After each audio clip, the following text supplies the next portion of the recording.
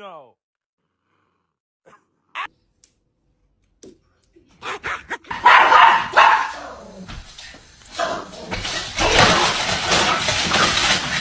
Now somebody, anybody, everybody scream!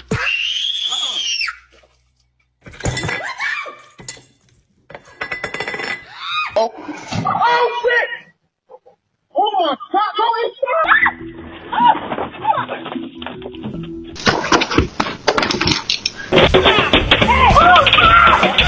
Oh yeah!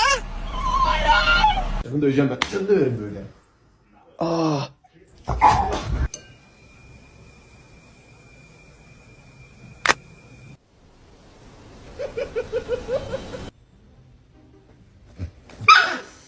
You just ate an entire chicken parm.